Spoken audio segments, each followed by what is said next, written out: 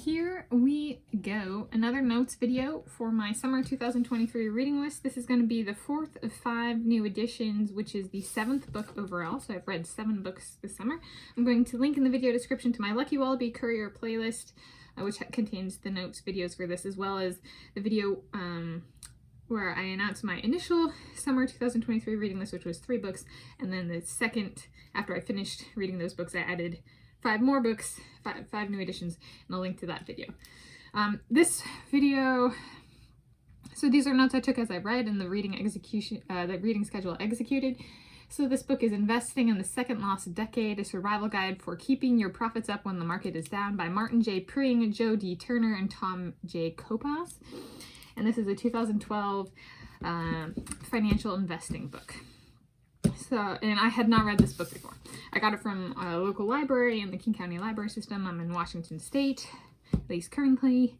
I've lived internationally and in other states in the United States of America, but currently Washington State. And what is currently? Today is the morning of 7-something a.m. on Sunday, 13 August 2023, as of filming this. In City of Shoreline, Washington State, United States of America, Planet Earth, the original. All right, so let's start with day 1. So day 1, I started reading this on Friday, 11 August 2023, and I read through page 92. So I read 92 pages plus the acknowledgements section and introduction. And these are my notes. I have not read this book before. I'm 30 years old at the start of this reading. Next note, I am only counting Arabic numeral consistently numbered paginated pages towards pages read. Still reading the acknowledgements in introduction, just am not counting them towards total pages read, as the authors did not count them as pages of the book. So Arabic numerals are like, 3, 9, and then the acknowledgements and introduction are in Roman numerals. So that's the XIB. LCD, that kind of stuff. Okay, but the LCD's not there. Okay, all right. Next note. So this is about the content. As opposed to the formatting. A type of secular bear market is described as long-term, meaning it could last 10, 20, or more years. And this is in the introduction section, and again on page 30 as 20 plus years. Next note, in the introduction section, the authors name inflation as a potential financial menace for the performance of stocks. Next note, pages 13 to 14, quote, in Washington, D.C., not Washington State, I live in Washington State, so they're talking about Washington, D.C. So, quote, in Washington, a cut refers to only a slowdown in spending, whereas in the real world, a cut actually means less spending, end quote. So, my explaining this a little bit is the key here is a slowdown still means spending the same amount of money, only over a longer time, and less spending means spending less money. So nuance there. Next note, I wonder if people like my sister are hired into 6-figure, so $100,000 plus, salary positions in part because she/they change their minds a lot. It shows on her/their resume. So it'll the person has, their most work experience at one location will be like a year and a half to 2.5 years kind of thing, maybe 3 if it's lucky, kind of thing, or pushing it. And so it shows on their resume. And the employer/employers view it as a protection against a longer-term economic downturn. That is, they think people who change their mind are unpredictable and thus provide protection/immunity from a secular bear market. One catch here is what happens when they all think, react, act the same. Does that impact their unpredictability? Like I watch YouTube channels and there will be people who have the same hairstyle, try it out for cheerleading. Our cheerleaders have a 6-figure salary, have the same type of work history where they change employers but keep the same job title, and a bunch of turnover. And I'm just kind of like, and they think the same, they act the same, they eat food the same, they make the same comments when eating food, and I'm just kind of like, so they're not really unpredictable, but they just, maybe that's their marketing and they're good at it, kind of thing. Next note. So as of reading this Friday, 11 August 2023, because these notes were when I read, we, as in the United States of America, are currently in a secular bull market. Why? First, because specific industries are in fashion, they can attract huge amounts of capital regardless of the company's merits, end quote. So that was pages 34 and 35. Currently, tech and social media companies are like that. So tech and social media companies currently 2, quote, this means that if undeserving enterprises are receiving capital, other more worthwhile projects are not, end quote. This is on page 35. Like me, Tanis Leonardi. I only make $30 every other week. Why aren't people investing in me? Right. And then 3, quote, a key characteristic of a secular bull with its backdrop of growing confidence is the slow but deliberate nurturing of fraudulent behavior, end quote. That was page 35. For example, personal life misinformation published publicly by the news agencies publishing in the English language.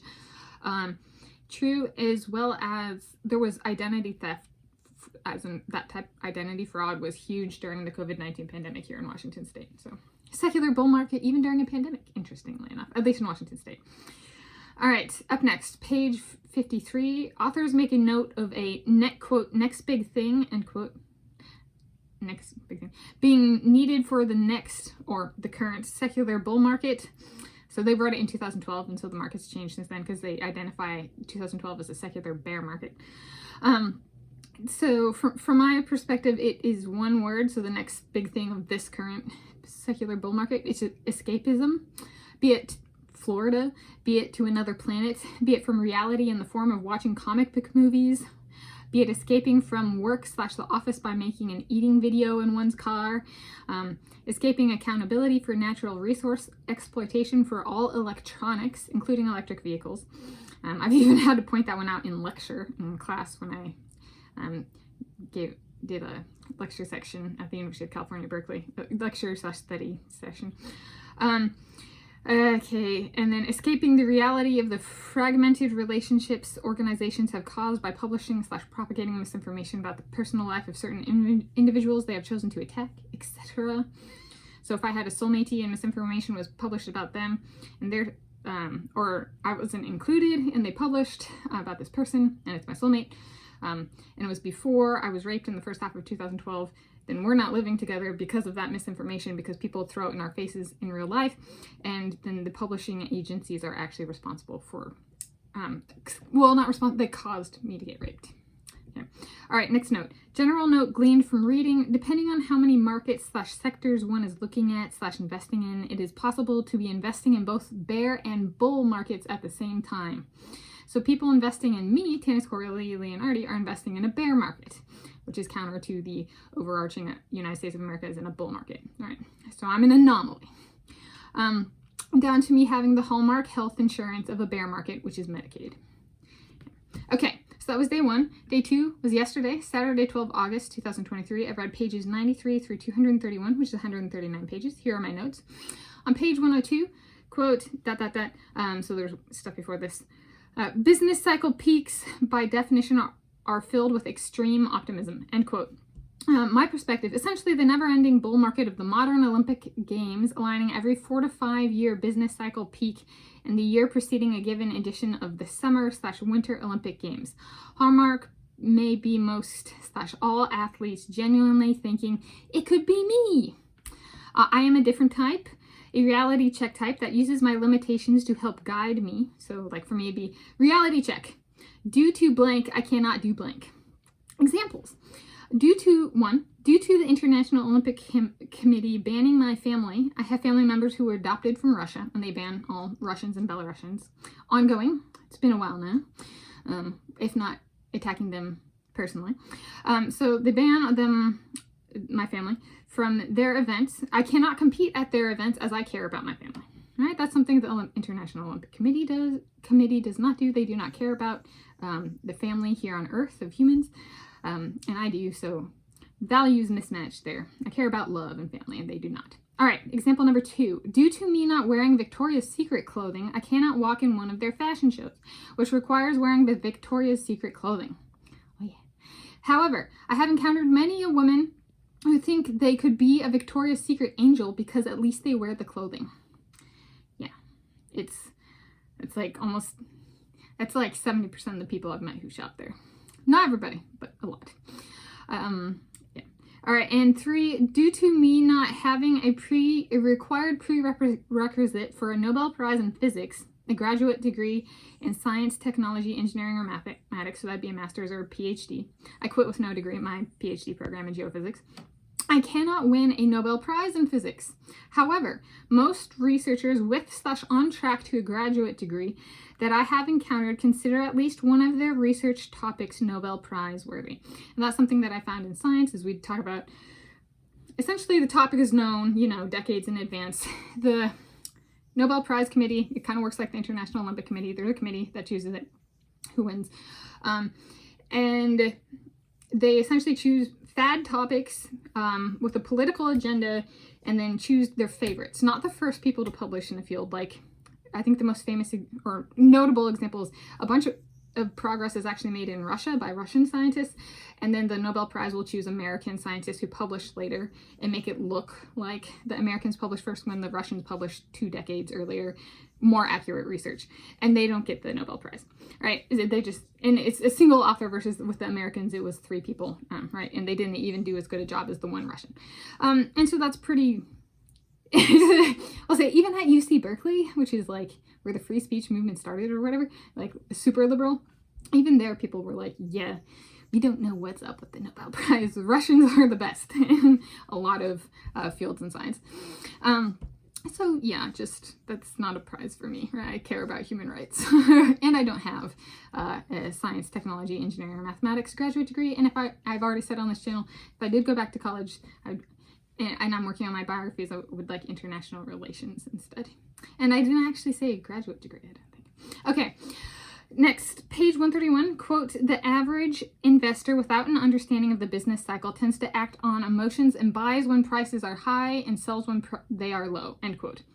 So essentially, this is the current housing market, at least in Seattle. I started running on Tuesday this past week.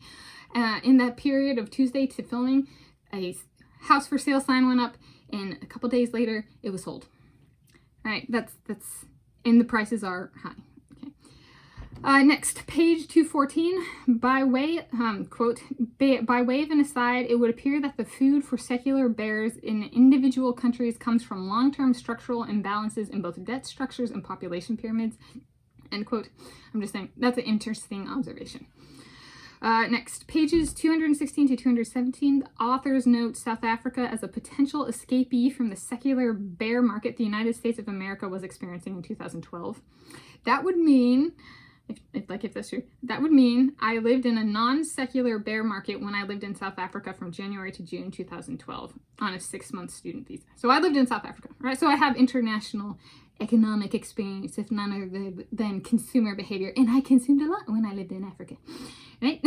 I saved up a bunch of money. Yeah, so I could, well, I wasn't there for a safari. I was living there full-time as a student, which means I had to consume a lot, like toilet paper and electricity and stuff like that. That costs money and natural resources. All right, up next, page 222, quote, "It's a good idea to try to qualify the signals just like the star ratings for good restaurants," end quote. For me, I write Yelp reviews, so does Yelp count? All right, that was day 2. Up next, day 3, Sunday, 3 August 2023. Today, I finished the book. I read pages 232 through 249, which was 18 pages. And my note is, yes, I even read the glossary. And then my next note is counted the About the Authors page as a page read. Final notes for the book. Final notes. I was 30 years old for the duration of this reading. So I was 30 years old on day 1. I'm still 30 years old day 3 now. I give it a 20 out of a possible 10. I learned a lot. And then my last note is read this book in less than 48 hours. So I started in the afternoon/evening of Friday, 11 August 2023. And then I finished today, the morning, Sunday, 13 August 2023. So afternoon/evening of Friday, 11 August 2023 to morning of Sunday, 13 August 2023. Yeah, so there's that. Links are in the video description to stuff I've already described. This is the conclusion. It was a good book. I enjoyed it. I learned a lot.